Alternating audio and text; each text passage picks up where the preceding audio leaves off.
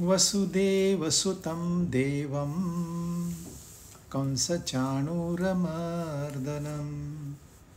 देवकी परमानन्दं कृष्णं वन्दे जगद्गुरुम्।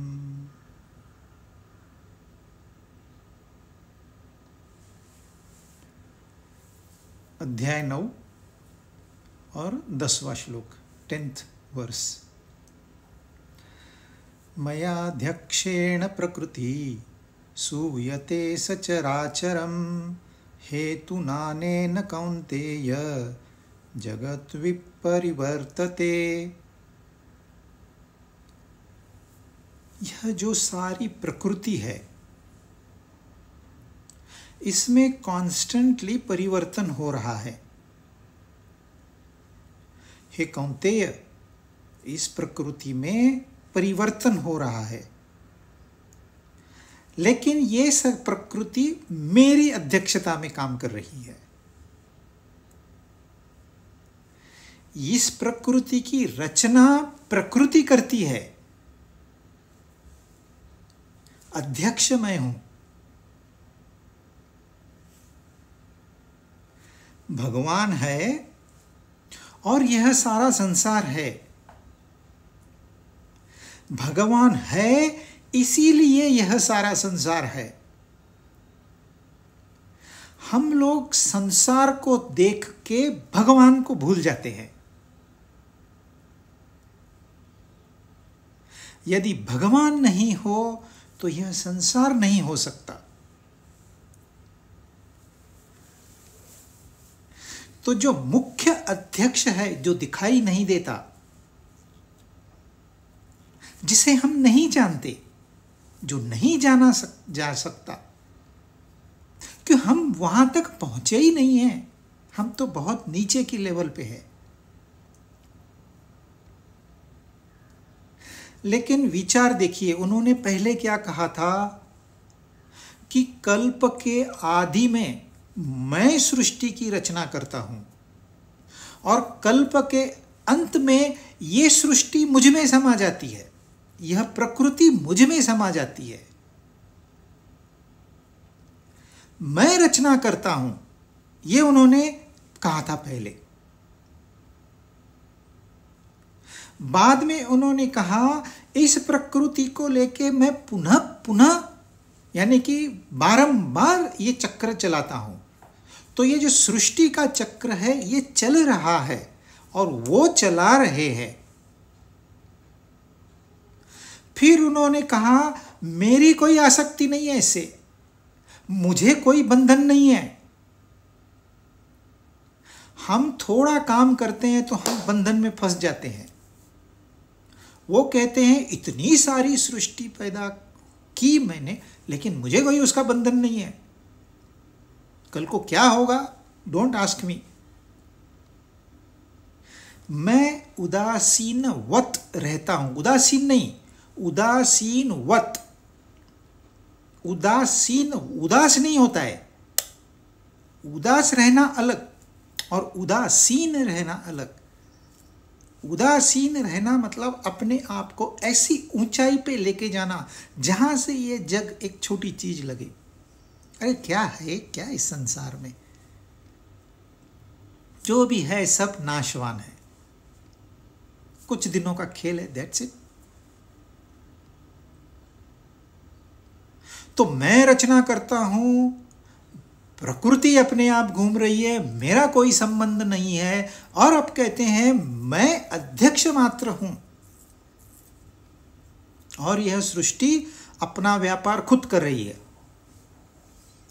मुझे उससे कोई लेना देना नहीं है, परंतु अध्यक्ष मैं हूं।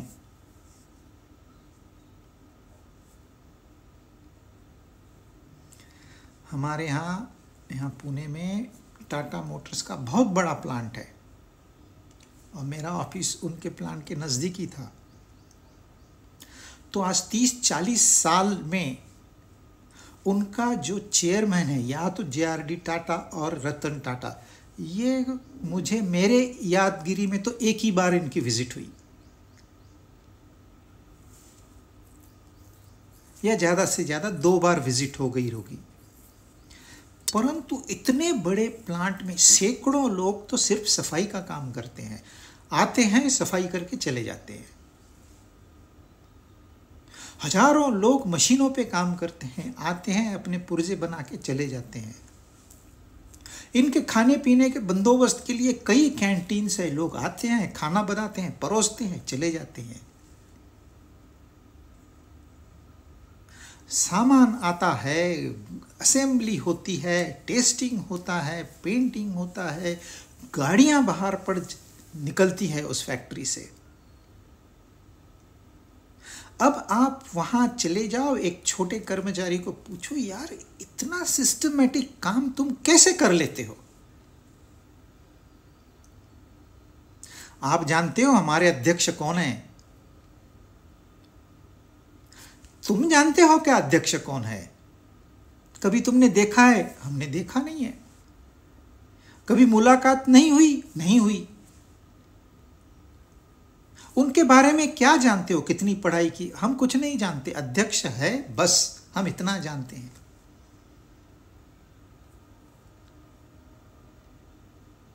इतना सिस्टमैटिक काम देखने के बाद कोई भी इंसान ये सवाल पूछेगा कि अरे भाई इसका अध्यक्ष कौन है? किसकी अध्यक्षता में इतना अच्छा कार्य हो रहा है यहां पर? हम एक छोटे से फैक्ट्री की बात कर रहे हैं, एक छोटी सी, जहां हजारों हजारों लोग काम करते हैं। तो आप देखोगे वो प्लांट तो आप अपने आप पूछोगे भाई ये किसकी फैक्ट्री है? इतना डेडिकेशन कहां से आया लोगों में?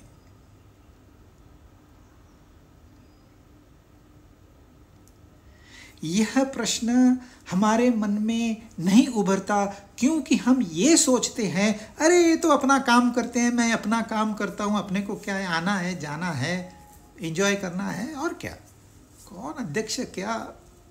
लेकिन जब थर्ड पार्टी कोई इंसान आता है, जब बाहर से लोग विजिट करने आते हैं, वो प्लांट देख के कहते हैं ये इसका अध्यक्ष कौन है? अब आप इस सृष्टि को देखिए, चंद्रमा खुद घूम रहा है, ऊपर से धरती के चक्कर काट रहा है। धरती चंद्रमा को लेके घूम रही है, फिर सूरज के चक्कर काट रही है।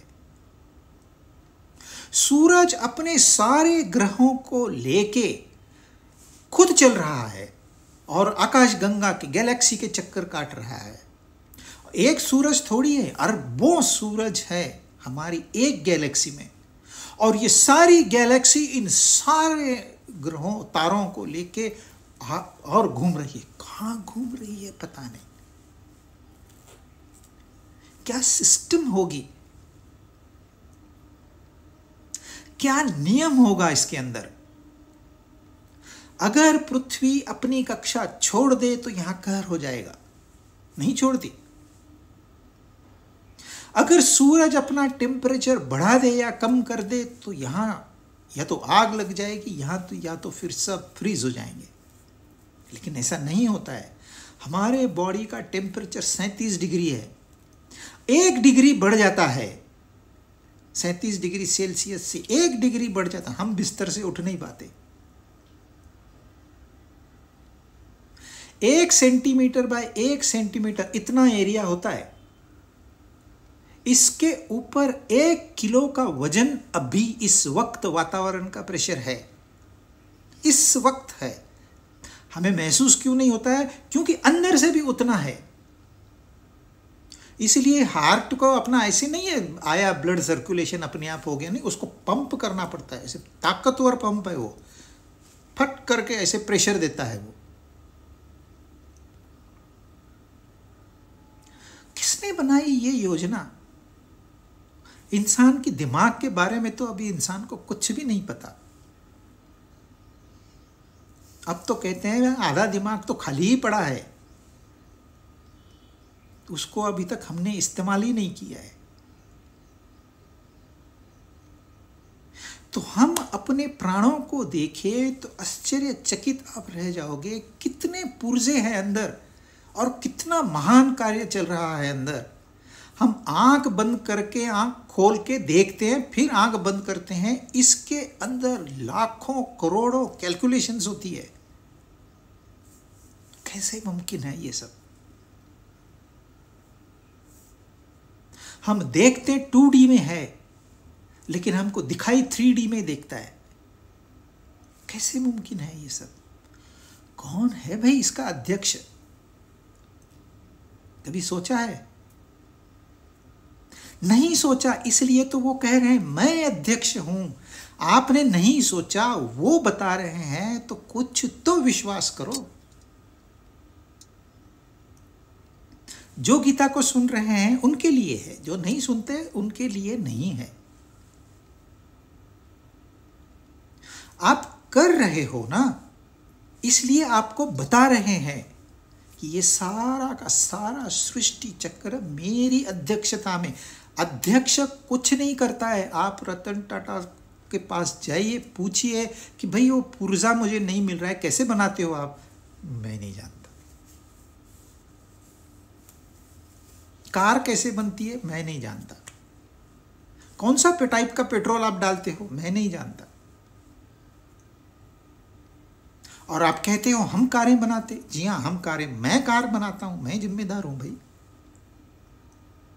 मैं कार बनाता हूं, मैं स्टील बनाता हूं, मैं नमक बनाता हूं। कहने को वो कहेंगे तो आप अपने हाथों से करते। अरे नहीं नहीं नहीं, ऐसे नहीं है। ये सारी ऑर्गेनाइजेशंस है, वो अपने आप चल रही है, उनमें सिस्टम हमने फिट कर दी है, वो चल रही है। मैं अध्यक्ष मात्र हूं, मेरी अध्यक्षता में ये सब चल रहा है। पहले कहते थे मैं बनाता हूं, अब कहते हैं मेरी अध्यक्षता में सब चल रहा है। दोनों बातें सही है। वैसे ही परमात्मा कहते हैं मैं इनकी रचना, सारे प्राणियों की रचना मैं करता हूं, वह भी सही है। और मेरी अध्यक्षता में यह प्रकृति काम कर रही है, यह भी सही है।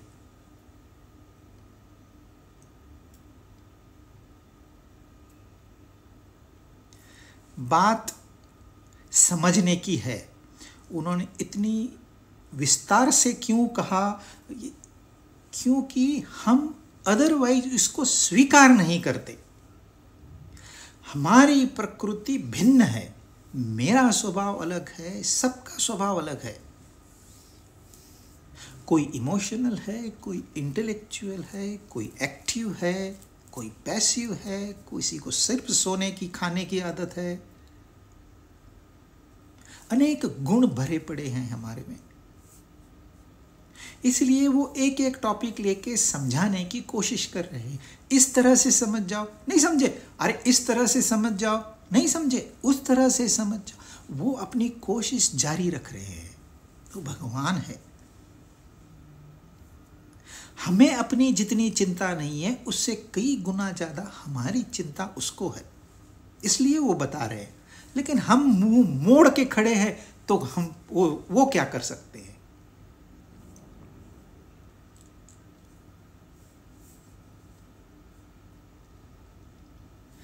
जैसे इंसान का सपना होता है।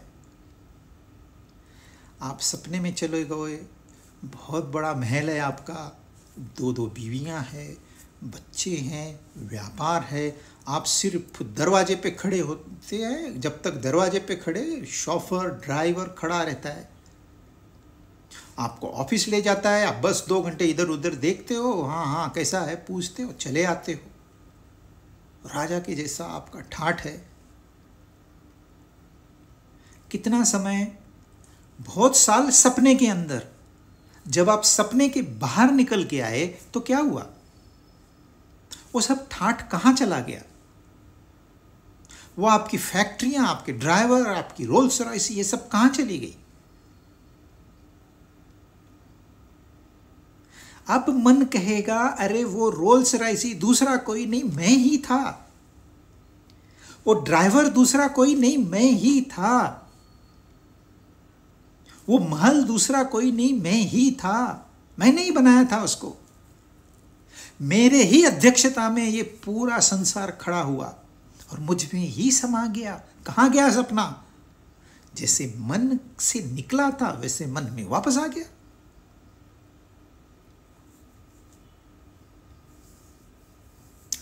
वैसे देखा जाए तो बहुत कठिन नहीं है, लेकिन हमने थोड़ा सा डेडिकेशन दिखाना है अपना, इसका अभ्यास करना है, उसके सम्मुख होना है। अब हमने उसे पीठ दिखाई हुई है तो हमारे सामने सिर्फ यह जगत है जो बदल रहा है और जो इंद्रियों का बहुत प्यारा है, और हमने इंद्रियों को ही मैं बना लिया है। अब हमने दिशा बदलनी है, उसके सम्मुख जाना है। विमुख है, सम्मुख जाना है, जस्ट अपनी पीठ घुमा लेनी है धीरे धीरे, बहुत झटका भी नहीं देना है क्योंकि उसको हम सहन नहीं कर पाएंगे। ब्रह्म है, बृहद है, इतना महान है कि हम उसके आगे तुच्छ है, कुछ भी नहीं है। तो सिर्फ दिशा बदलनी है। यदि दिशा बदलोगे तो पहचान जाओगे कि अध्यक्ष कौन है। एक बार आप पहचान गए अध्यक्ष कौन है, आपका जीवन सफल। अब हम नहीं करेंगे यार, इतना कम क्यों करना है, संसार में क्या बुरा, ये चलता है ना, सब लोग तो जी रहे। हम सब उसके सम्मुख नहीं होंगे, हम संसार में ही जाएंगे। जाइए, नो, वो ऐसे नहीं करते, आपको कंपल्शन नहीं है, जाइए। क्या होता है फिर, ये आगे के 2 श्लोक वो बताएंगे। 11वां श्लोक। अवजानन्ति मां मूढ़ा मानुषीं तनुमाश्रितं परं भावमजानन्तः मम भूतमहेश्वरम्। मूर्ख लोग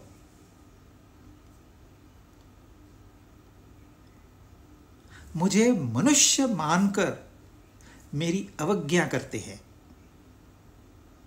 मूर्ख लोग मुझे एक साधारण मनुष्य जानकर मेरी अवज्ञा करते हैं, हालांकि इन सारे प्राणियों का मैं महान ईश्वर हूं, भूत महेश्वरम।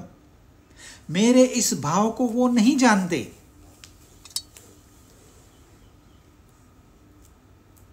परंतु ऐसे नहीं है कि मुझे बिल्कुल ही नहीं जानते। जो नास्तिक है उन्होंने कभी उनको मूढ़ नहीं कहा गीता में।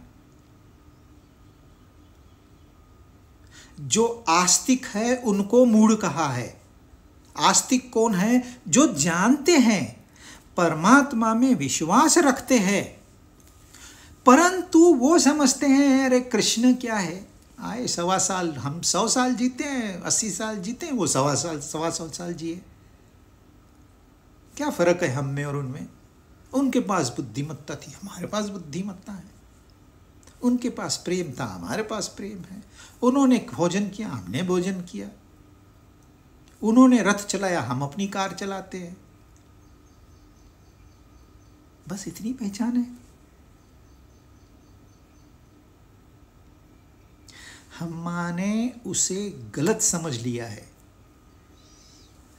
कहने के लिए कथाओं का सहारा जरूरी है, क्योंकि इंसान थ्योरी डायरेक्टली नहीं समझ पाएगा। इसलिए यह महान काव्यों की रचना की गई है, रामायण और महाभारत जैसे, जिसमें परमात्मा को मनुष्य रूप में दिखाया गया है, क्योंकि एक मनुष्य ही समझा सकता है दूसरे मनुष्य को। तो उन्होंने अपना अस्तित्व छोड़ के हमारे लिए एक छोटा सा रूप धारण किया, लेकिन हमने उनको एक शरीरधारी मान लिया। ये हमारी भूल है, इसलिए ये कहते हैं मूढ़, मूर्ख लोग। साधारण मनुष्य के जैसे मेरी अवज्ञा करते हैं, मेरी अवहेलना करते हैं। आप किसी भी धर्म में जाओ, आप उनको उनके परमात्मा की व्याख्या करने के लिए बोलिए, नहीं कर पाएंगे। जो व्याख्या शास्त्र सम्मत है वह व्याख्या सही है, जो शास्त्र सम्मत नहीं है वो सही नहीं है। परंतु वो कहते हैं हमारा भगवान सर्वश्रेष्ठ भगवान है। किसी भी धर्म में जाइए, हमारा भगवान अलग है, तुम्हारा भगवान अलग है। भाषा कोई भी हो, वो अपनी भाषा में अलग अलग नाम देंगे। जैसे इंग्लिश में वो गॉड कहेंगे, परंतु दृष्टिकोण यही होगा कि तुम्हारे भगवान से हमारा भगवान श्रेष्ठ है, परंतु है वो भी कुछ भी नहीं। बताएंगे ऐसे हम बहुत कुछ जानते हैं। जो इंसान सचमुच जानता है वो अपनी चुप्पी साध के बैठ जाता है। पूछे कोई फिर दिल खोल के बताएगा, लेकिन बिना पूछे जो बताता है वो सच्चाई नहीं जानता।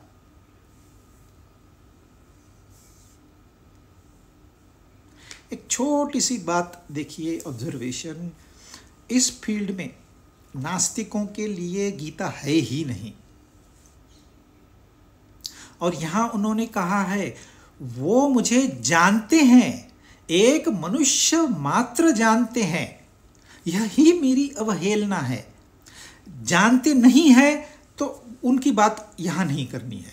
जो जानते हैं, जो क्लेम करते हैं कि हम जानते हैं, उनको इन्होंने मूर्ख कहा है। उपनिषदों में शिष्य कहता है मैं जानता हूं, तुरंत गुरु कहता है तू नहीं जानता, क्योंकि जो जानता है वो नहीं जानता। फिर शिष्य को जब ज्ञान होता है तब शिष्य आके गुरु से कहता है जो जानता है वो तो जानता ही है, परंतु जो नहीं जानता वह भी जानता है। तब गुरु कहते हैं यू आर राइट।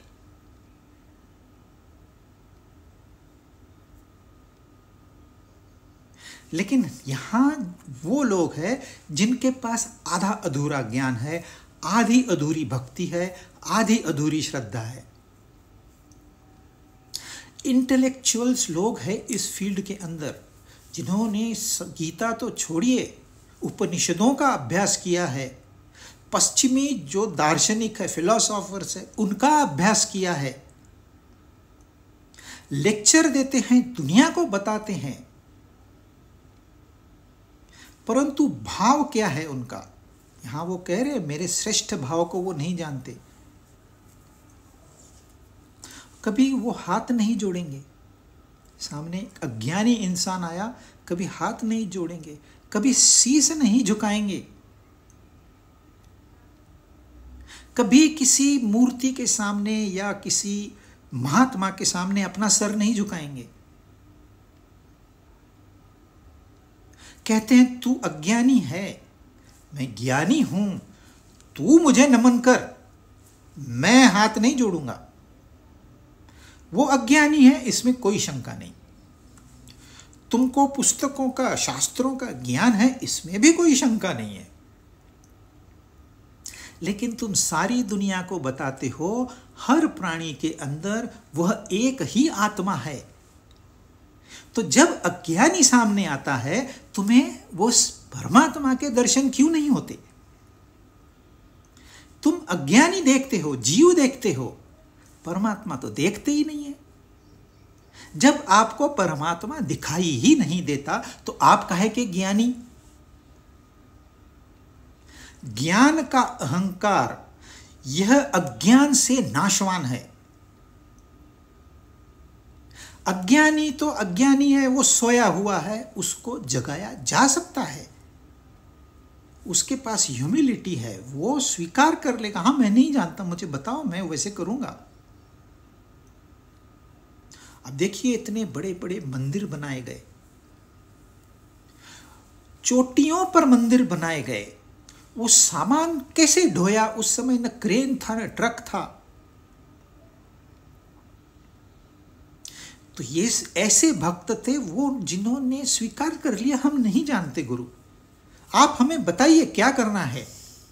अरे वहां मंदिर बनाना है, ये पत्थर ढोके ऊपर लेके जाओ, हम पत्थर लेके जाते हैं, आप चिंता ही मत करिए।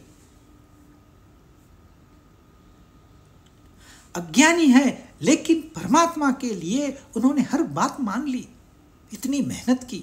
तो अज्ञानी को सिखाया जा सकता है, लेकिन जिस ज्ञानी को अहंकार हो गया है वो तो सोया नहीं है, सोया का ढोंग कर रहा है, पाखंडी है वो, उसे नहीं जगाया जा सकता।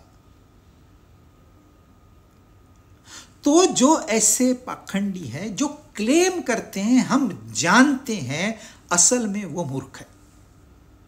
जो बिल्कुल नहीं जानते, जो नास्तिक है, वहां वो फील्ड में अभी गीता नहीं जाएगी, क्योंकि नास्तिक वो होता है जिसने अभ्यास किया हुआ है।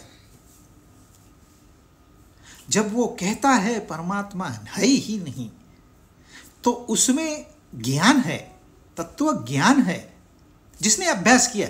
वैसे तो मानने वालों की तो फिर बात ही नहीं, वो तो मूर्ख है।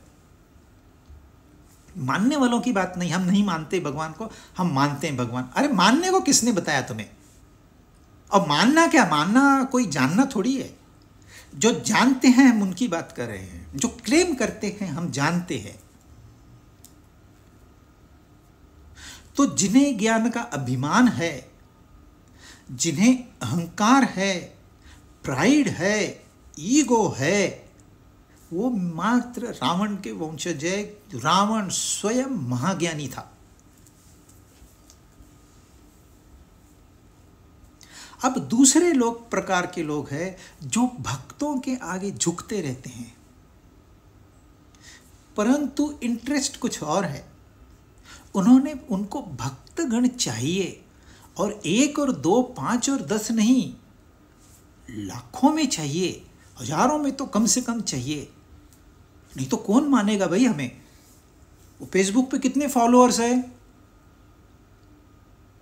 कितने लाइक्स मिलते हैं तुम्हें, उसके ऊपर इन लोगों का स्टैंडर्ड डिसाइड होता है। वैसे उनको लगता है जितने भक्त ज़्यादा उतना हमारा स्टैंडर्ड ऊंचा, उतना हम परमात्मा को ज़्यादा जानते हैं। मैं आपके एक एक के चरणों में शीश झुकाता हूँ। किसके शीश झुका रहे हो?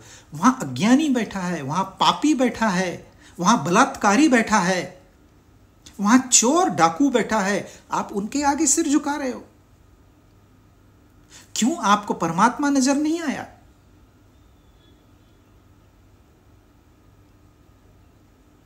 क्राइस्ट के केवल 4 शिष्य थे, शंकराचार्य के केवल 14 शिष्य थे। किसी महान आत्मा के नंबर ऑफ शिष्य ज्यादा थे ही नहीं।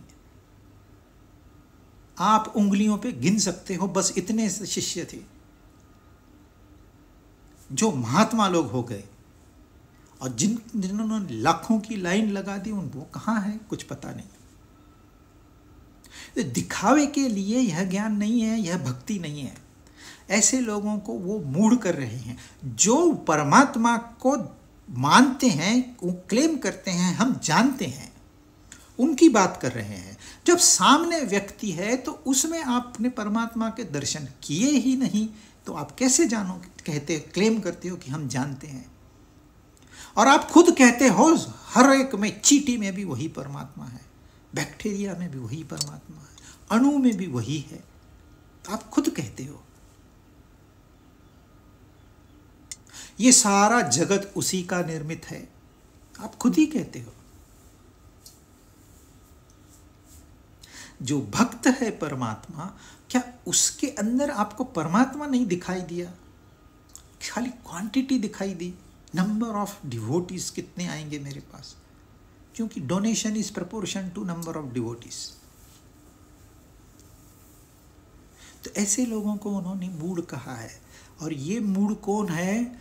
इन्होंने संसार से पीछे तो हटे हैं, संसार का त्याग करना तो इन्होंने शुरुआत की, लेकिन परमात्मा के सम्मुख अभी तक ये नहीं है।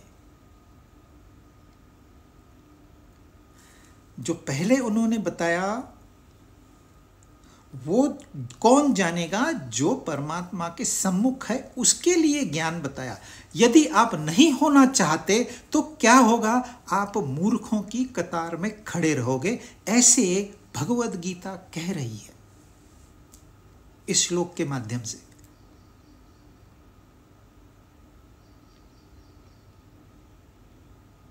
ये सोचने वाली बात है, भगवद गीता कृष्ण भगवान के मुख से निकली हुई है, यह साक्षात परमात्मा की वाणी है। उन्होंने क्यों मूर्ख कहा इनको? क्योंकि इनमें इतनी काबिलियत है कि ये साक्षात परमात्मा का दर्शन कर सकते हैं, पर करते नहीं हैं। अब भी उनको संसार प्रिय लगता है।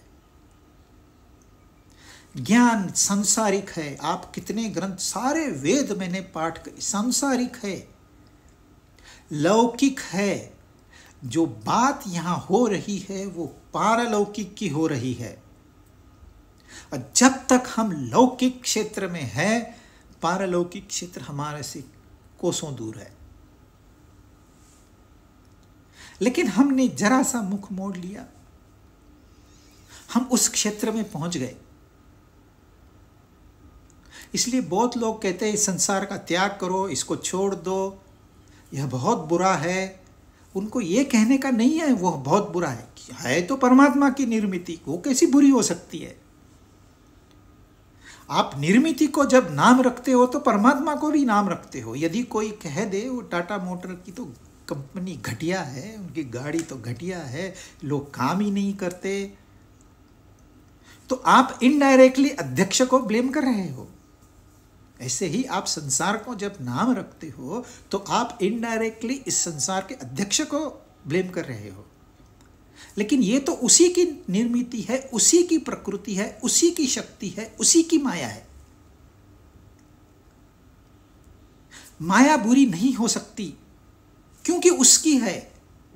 माया का नाम खराब किया गया है क्योंकि हम जाल में फंसते हैं। इसमें माया की गलती नहीं है, हमारी गलती है। गलती हमारी है, हम दोष दूसरे को देते हैं। इसलिए उन्होंने मूढ़ कहा। 12वां श्लोक, मोघाशामोघ कर्मणः मोघ ज्ञाना विचेतसः राक्षसीं आसुरीं चैव प्रकृतिं मोहिनीं श्रिताः। आसुरी, राक्षसी, अविवेकी, ऐसे जो मोहिनी प्रकृति का आश्रय लेते हैं, यानी कि मोह में फंस जाते हैं, उनकी सारी आशाएं व्यर्थ है, उनके सारे कर्म व्यर्थ है, उनका सारा ज्ञान व्यर्थ है। इसमें वेदों का ज्ञान इंक्लूडेड है।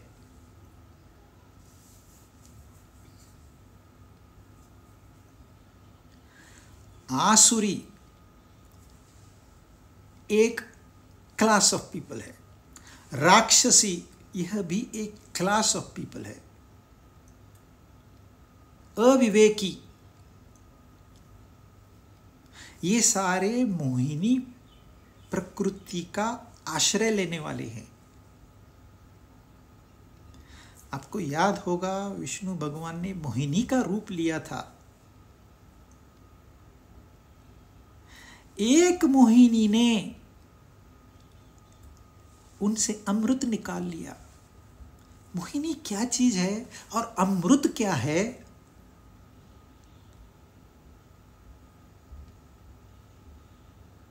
क्योंकि वो असुर थे, वो राक्षस थे, वो अविवेकी थे, उनका वहां ध्यान ही नहीं गया। हमारा उद्देश्य क्या है और हम जा कहां रहे हैं? हमारा उद्देश्य है कि हम सेहत बनाएं। 1 जनवरी से मैं व्यायाम करना शुरू करूंगा, योगा क्लास ज्वाइन करूंगा। मैंने टीचर को बोल के रखा है मेरे घर में आना। और पता चला टीचर आके तो बैठा है, ये सो रहे हैं क्योंकि रात को लेट सोए। 31 मना रहे थे। 31 कोई मनाने का दिन है। अब आपने प्रण किया है ना, जिस वक्त आपने प्रण किया है, आपने रात को 10 बजे सोना है, तो ही आपका प्रण कहलाएगा। अच्छा, जबरदस्ती उठ जाएंगे, वो इंस्ट्रक्टर आके बैठा है बेचारा, मेरी पगार जाएगी, वो जाके उठाता है, उठो उठो साहब, थोड़ा लेट हो गया, चलेगा, मैं रुकता हूं, कराएगा कुछ ना कुछ। दूसरे दिन, चलो दूसरे दिन भी जैसे तैसे कर लिया, हफ्ता भर खत्म।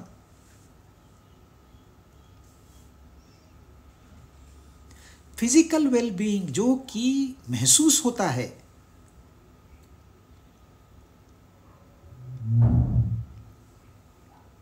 वहां हम नहीं पहुंच पाते। हम अपना टारगेट स्वयं सेट करने के बावजूद हम कदम नहीं उठा पाते।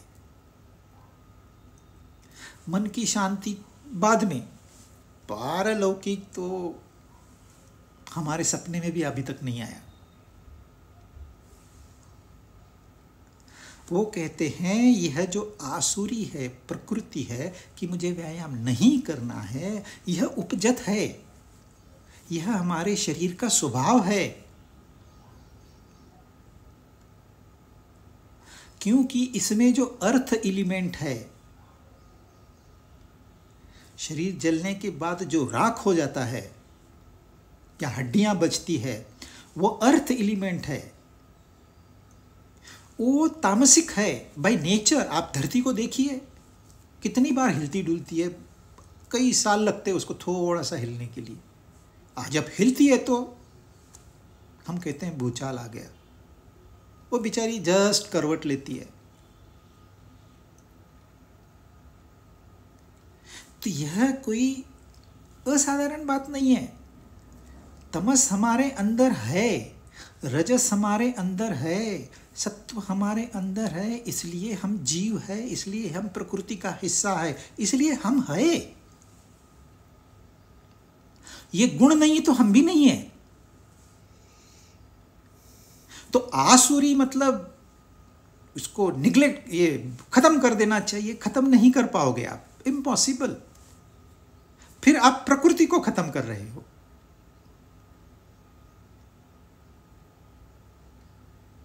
लेकिन हमने उसके ऊपर मात करनी है, क्योंकि ध्येय से हमको वो रोक रही है।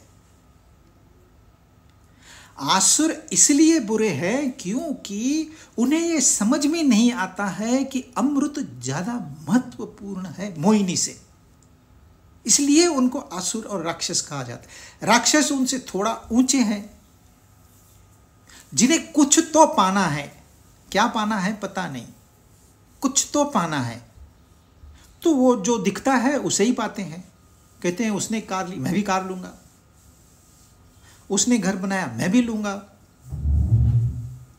उसने बिजनेस सक्सेसफुली किया, मैं भी करूंगा, उसने शादी की, मैं भी करूंगा, वो कुएं में की कूद पड़ा, मैं भी पड़ूंगा।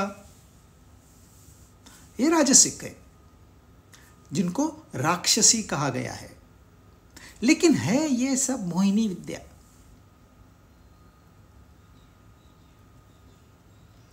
दूसरे अध्याय में 2 श्लोक हमने पढ़े थे। ध्यायतो विषयन पुंसः संगस्तेषुपजायते, संगात संजायते कामा, कामात् क्रोधो भी जायते, क्रोधात् भवति सम्मोह, सम्मोहात् स्मृति विभ्रमः, स्मृति विभ्रामणात् बुद्धिनाशाय, बुद्धिनाशात् प्रणश्यति। हम कहाँ जा रहे हैं? विनाश की ओर जा रहे हैं। विनाश का मतलब परमानेंटली इन नर्क। विनाश का मतलब मृत्यु नहीं। हम उस क्षेत्र में जा रहे हैं जहां दुख सबसे ज्यादा है। सुख होंगे थोड़े बहुत, लेकिन सबसे ज्यादा दुख कहां है, वहां हम जा रहे हैं, इस मोह में फंस के।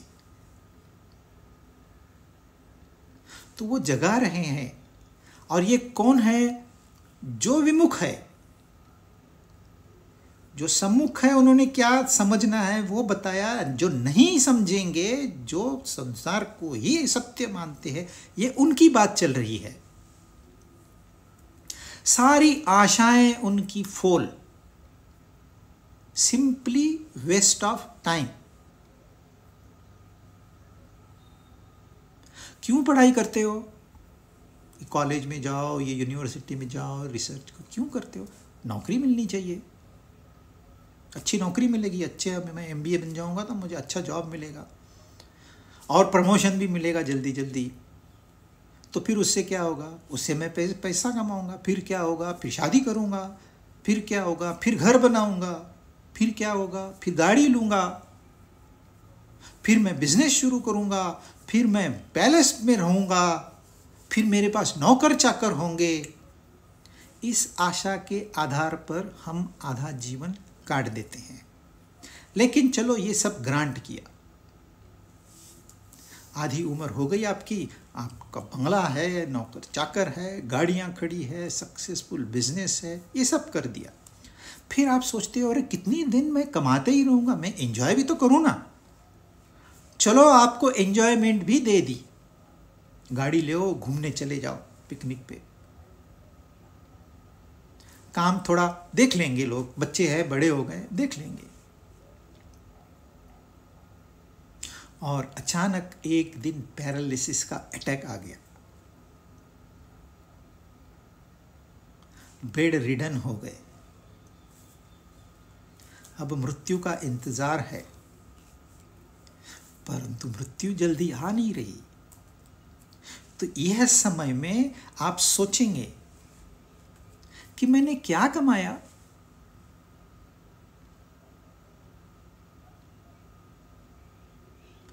उस समय मुझे लगता था मैंने इतना कमाया है, उतना कमाया है, मेरा नाम है, मेरी पोजीशन है, मेरी इज्जत है, मेरे इतने सारे बच्चे हैं, लड़के हैं, मेरा इतना बिजनेस है, मुझे लोग बुलाते हैं लेक्चर देने के लिए, सब लोग स्टैंडिंग ओवेशन देते हैं मुझे। ये मैं सोच रहा था, लेकिन क्या हुआ इन सब का? कौन सी आशाएं आप लेके अपना जीवन काट रहे हैं? आशाएं तो पूरी होती नहीं है, लेकिन पूरी होने के बावजूद, आपको स्वर्ग मिलने के बावजूद वहां से निकाल दिया जाता है। जरूरी नहीं कि पैरालिसिस हो, अटैक भी आ सकता है, अकाल पड़ सकता है, बाढ़ आ सकती है, भूचाल आ सकता है। एनी नेचुरल कैलामिटी जो होता है संसार में वो होता है। रैग्स टू रिचेस हमने देखे हैं, रिचेस टू रैग भी तो देखे ही है। कई कम्युनिटी, सक्सेसफुल कम्युनिटीज को अचानक अपना देश छोड़ के जाना पड़ा, और वार तो हमको सामने दिखाई दे रहा है। यदि नहीं संभले तो इनएविटेबल है, इट्स मैटर ऑफ टाइम। क्या आशा लेकर आप जाते हो? जब तक हम अपनी आशाएं इस संसार पे निर्भरित रखेंगे, हमें धोखे के सिवा कुछ नहीं मिलेगा। इसलिए वो कहते हैं मोघाशा, इन वेन। सारे आपके एफर्ट्स वेस्ट गए। कितने सपने देखे थे, सब लोग कहते हैं हमने कितने सपने देखे थे, यूं करेंगे त्यों करेंगे, ऐसे सेलिब्रेशन होगा, वैसे सेलिब्रेशन होगा। सारा का सारा पानी में बह गया, मोघाशा। यदि आप उसके ऊपर भरोसा रखते, उसके ऊपर छोड़ देते, जैसे तू चलाना है चला, तू चाहता है मैं फैक्ट्री चलाऊं, मैं फैक्ट्री चलाऊंगा, तू चाहता है मैं ऑफिस जाऊं, मैं ऑफिस जाऊंगा, तू चाहता है मैं कार ले आऊं, कार ले आऊंगा। तेरा प्रसाद है, मेरा क्या है उसमें? तो जब आने का खुशी नहीं है तो जाने का गम कहां से आएगा? जो कहता है मैंने कमाया है, उसको यह डर है जाने का। जो कहता है उसने मुझे प्रसाद में दिया है, उसको डर काएगा। आया वेरी गुड, गया वेरी गुड। मोघ कर्मणा, शास्त्र कहते हैं 3 कर्म हमेशा करने चाहिए, यज्ञ, दान, तप। जब तक कि आपको पूरा ज्ञान नहीं हुआ है, ये आपने करना है अपनी उन्नति के लिए, और अपना जब ज्ञान पूरा हो गया, आपको दर्शन प्राप्त हो गया, फिर भी आपने ये कर्म करना है क्योंकि औरों की उन्नति के लिए।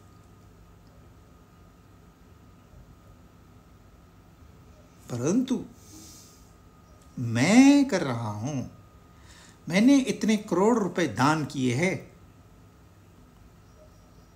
मोघ कर्म। आपने दान दिया, वह मर्यादित है, ध्यान में रखिए। अमर्याद दान नहीं किया है आपने, मर्यादित दान किया है। इसके लिए उसका फल भी मर्यादित ही होगा, और फल जरूर मिलेगा। दान देते हुए आपने कुपात्र को दान दिया तो उसका निगेटिव फल भी आपको भोगना पड़ेगा। किसी भिखारी को 10,000 रुपए दान दे दिए, वो जाके शराब पी के कुछ हो गया, उसका जिम्मेदारी आपकी इक्वली है। खाली वो जिम्मेदार नहीं है, आप भी जिम्मेदार हो।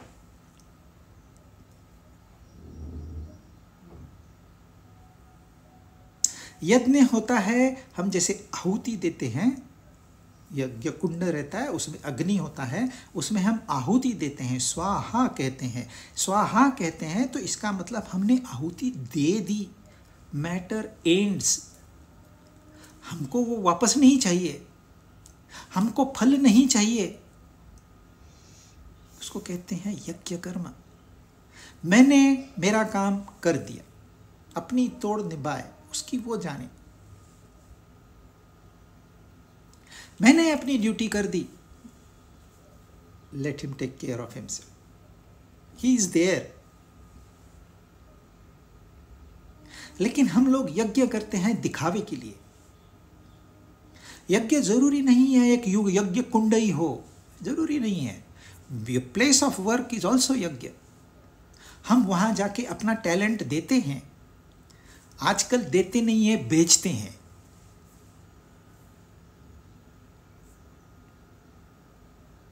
क्योंकि हम बेचते हैं, उसका फल हमको मिलता है।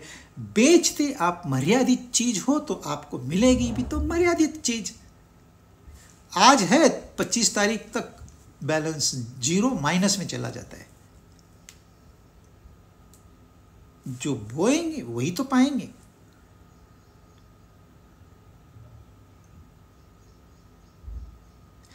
तो हम कहते हैं अरे हमने तो इतनी तपस्या की, इतने दान किए, इतने यज्ञ किए। भाषा वो पुरानी भाषा है, यज्ञ दान तप। आज भी वैसे ही है। यज्ञ मतलब अपने कर्मों की, अपने टैलेंट की आहुति देना। आहुति देना मतलब वो दे देना और मांगना कुछ नहीं। मुझे फल नहीं चाहिए, इसको कहते हैं त्याग। मैंने अपना कर्तव्य निभाया है। नहीं नहीं, आपने देखो हमारी जान बचाई है, ये ले लो सोने का हार। नहीं नहीं नहीं, मैंने सोने के हार के लिए थोड़ी आपकी जान बचाई, वो तो मेरा कर्तव्य था। अगर मैं लूंगा तो मुझे पाप लगेगा, मुझे नहीं चाहिए। मैं पाप में बाकीदार नहीं होना चाहता, क्योंकि ये हार कितने दिन चलेगा।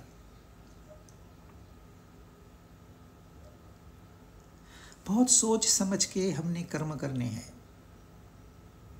क्योंकि हर कर्म का फल होता है और वह फल हमें बांध के रखता है।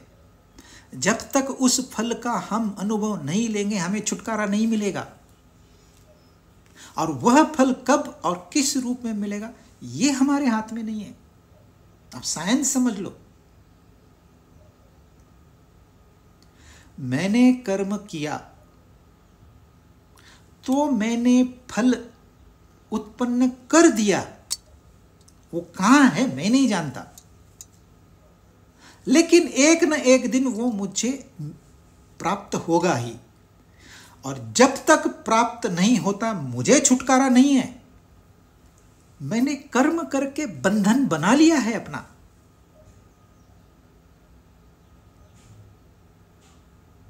अच्छा, किस रूप में आएगा वो हमारे हाथ में नहीं है, क्योंकि हमने कौन से कर्म किए हैं इसके पहले पूर्व जन्मों में, इसका हिसाब हमारे पास नहीं है। वो हमारी मेमोरी क्षीण हो चुकी है।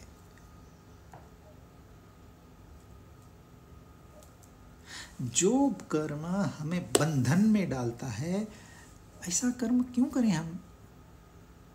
जो कर्म हमें मुक्ति दिलाएगा वह कर्म सही कर्म है, उसको कर्म कहते हैं। अदरवाइज ये व्यर्थ के कर्म है। आपको बिजी रखा और कुछ नहीं। नॉट ओनली बिजी, आज रखा, कल के लिए भी बुक कर दिया। अरे जाओगे वापस आओगे, क्योंकि फल भी तो भोगना है। फल भोगेंगे तो और कर्म करेंगे और फल भोगना पड़ेगा, तो फिर वापस आना पड़ेगा, और पता नहीं कौन सी योनि में कब आना पड़े। क्योंकि हिसाब तो हम रखते नहीं है। हम बोलते हैं हिसाब क्या रखना है, इतना मेहनत कौन करेगा। वो रखेगा हिसाब, वो रखता है, तो बराबर आपको उसका फल मिलता भी है। हमारे साथ ही ऐसा क्यों हुआ?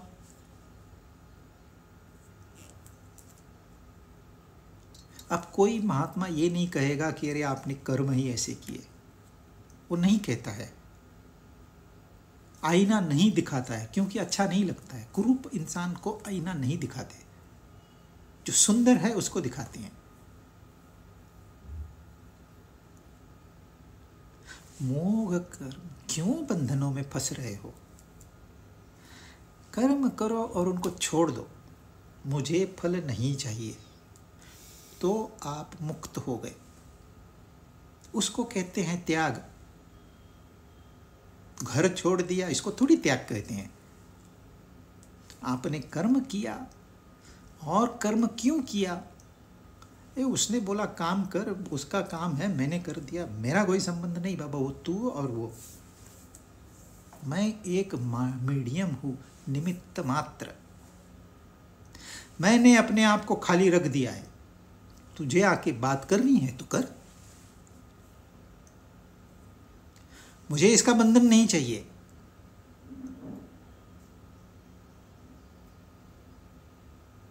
सुनने वाला है कि नहीं है, मुझे उससे कोई लेना देना नहीं।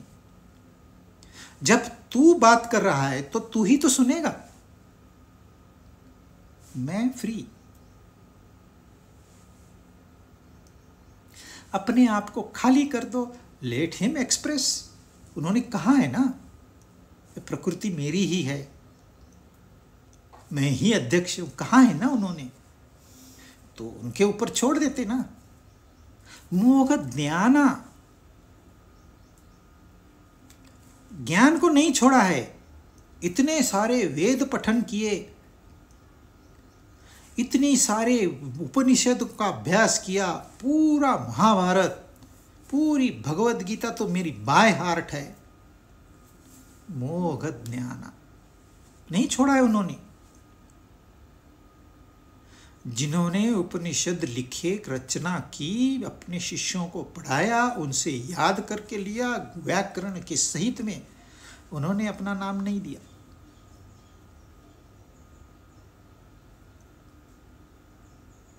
व्यास भगवान ने स्वयं उस महाभारत को, युद्ध को देखा, और उन्हें मालूम है कि ये लोग सुधरेंगे नहीं, लेकिन यह अनुभव लिख के रखेंगे तो शायद इनमें से कुछ लोग इसका अभ्यास करके दूसरों को समझाएंगे। कुछ ज्ञानी पैदा होंगे जो कि ऐसे महाविनाशी युद्ध को रोकने में कामयाब। इस एक आशा पर उन्होंने इस ग्रंथ की रचना की, और कहते हैं इतना महान ग्रंथ की रचना करने के बाद भी वो खुश नहीं थे। वो उदास रहने लगे, क्योंकि सबको गीता समझ में नहीं आ रही है। फिर उन्होंने भागवत की रचना की नारद जी के कहने पर। कितना महान कार्य किया, लेकिन सब अर्पण कर दिया मानवता को। अपने लिए कुछ नहीं। उनका जीवन जैसे चल रहा था वैसे ही चला, उसमें न कोई कमतरता आई न कोई बढ़ोतरी आई। उन्होंने कभी नहीं कहा कि ये मैंने लिखा है। अब उन्होंने अपने अपने शिष्य तैयार किए, भाई तू जा ये दिशा में इस वेद का प्रचार कर, तू इस दिशा में जा इस वेद का प्रचार कर। फिर उन्होंने जाके ये नहीं पूछा हुआ कि नहीं हुआ, मुझे रिपोर्ट किया क्या तुमने, कितने लोग आए थे प्रवचन के लिए, कुछ नहीं। सबको डिवीजन कर दिया, वेद अलग अलग, महाभारत अलग, भागवत अलग,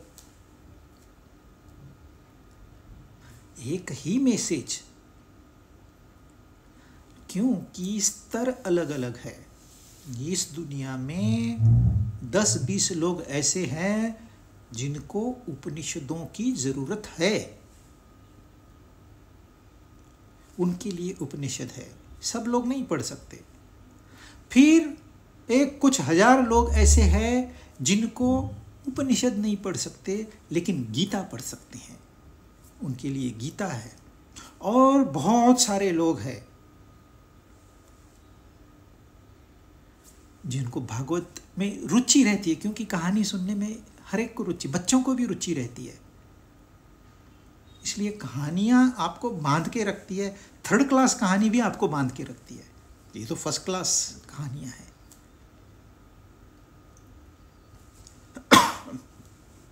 परंतु यदि यह ज्ञान मानवता के काम में नहीं आ रहा तो व्यर्थ है।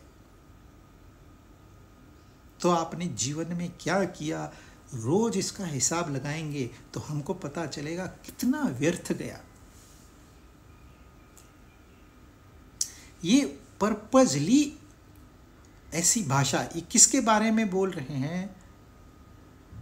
जो कहते हैं हम स्पिरिचुअलिटी में हैं, उनके बारे में कह रहे हैं। जो स्पिरिचुअलिटी में नहीं है उनके बारे में नहीं है ये, जो स्पिरिचुअल क्षेत्र में है उनके बारे में कह रहे हैं, उनको जगाने के लिए, क्योंकि वो निद्रिस्त अवस्था में है। मोघाशा मोघ कर्मणा मोघ ज्ञाना विचेतसा। शुभ क्या है, अशुभ क्या है, सत्य क्या है, असत क्या है, बंधन क्या है, मोक्ष क्या है, इसका विवेक हमें नहीं करने आता तो हमको फिर से स्कूल जाना पड़ेगा। अरे अपनी भलाई लोगों को नहीं समझ में आ रही, हमारा भला किसमें, चाहते हम क्या है और होता क्या है, सोचते ही नहीं है। तो ये 2 श्लोक हमें सोचने के लिए मजबूर करते हैं। और ये श्लोक है उनके लिए जिनको थोड़ा सा लगाव है, परंतु अभिमान, या तो अभिमान है या फिर ममता और अहंता है।